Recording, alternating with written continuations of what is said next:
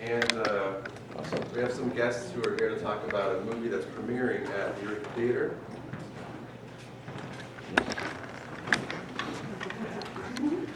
Oh, here, I'll go. David, This way. Come on now. This is David and Lynn, and I've been seeing this on the veterans group, say on Facebook, and things will pop up like just for vets, and I just saw it in passing and I was excited about it, and then I get this email while I was on the road that they were going to have a show at the Eureka Theater, and that could I get in touch? And I'm really excited. It's tomorrow night. And if you could tell us a little about it. Yeah, the tickets are $10. We are working in partnership with the Veterans Resource Centers of America, and you have one here. This was started by a Vietnam vet 47 years ago. Our tickets are $10. It's a family film. I'd like you to bring your family if you can come. I know it's kind of short notice, but 6-year-olds up to 99-year-old. It's like it. It's like an old-fashioned Hollywood movie. There's no violence. There's no sex. There's a lot of heart. So David is the director and I wrote it, so I'm speaking first. My parents were both World War II veterans, my mom too. And Dad was on the ground in Korea for over a year. So he saw the darkness that most of our veterans see. When we retired, Dad was West Point, so we were lifers. I say we, because it feels like it when you're a military family. And we came out to California and somebody called my dad a baby killer, and I looked at him and said, excuse me. Vietnam vets were coming back, they were spit on, they were called baby killers. I don't think a lot of Americans who lived through that era remember. Maybe they do, it can be painful if you were the one doing that, or on the other side if you didn't know that we really needed to defend these young men, mostly, but women too, who were drafted. Today, there's a generation that doesn't know what drafted means. In fact, one young man said they're all mercenaries to me once, and I didn't know what to say, so it took me this long to write this film. But I wrote it, and it is a family film again. It's soft power, but at the end you'll see what we're talking about, and we have Vietnam vets actually playing in the film. We are excited to bring it here to you because we know the communities here know what I'm talking about. Not everywhere do they. I mean, there's some neighborhoods I was told that are fighting over whether you should put flags up for Flag Day.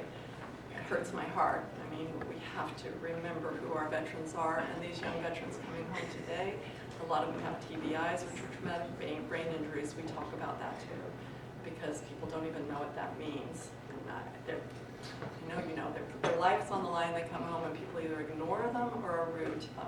Okay, so we've got to. So go ahead. Yeah, we're going to show a trailer, which is about 2 minutes if we still have time to do that. Ahead. But I just wanted to say thank you very much, Tom, for having us here. Thank you guys for having us here.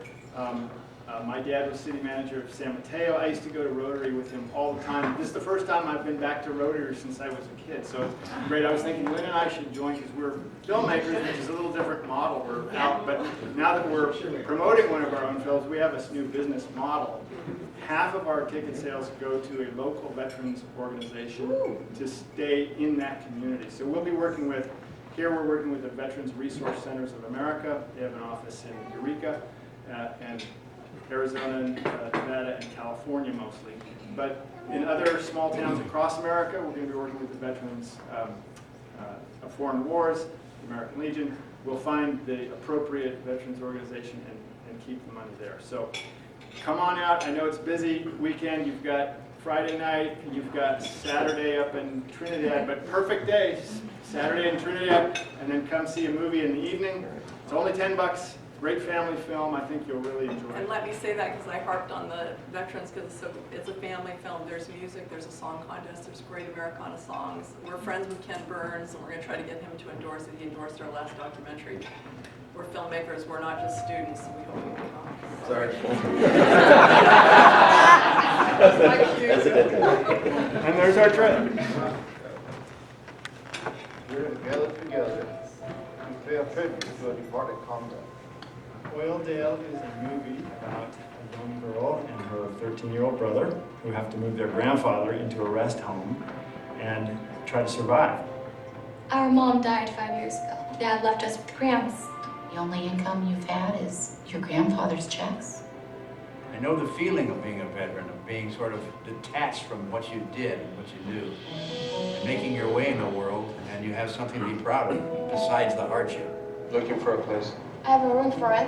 The story is really about reality and music healing and people struggling but coming together to find a better time, a better life. So, you the war veteran? Our parents is in World War II? We're kind of following the tale of these two young kids, but we're getting a broader message about the veterans specifically in the background. It's the place with the room for rent. Saw it on the board at the VA office. Why don't you come up and sit with us for a while? There is human beings struggling to survive and then struggling to take care of each other. You're home now, brother. I'm standing guard. We're all about educating. We don't want people to be afraid of us.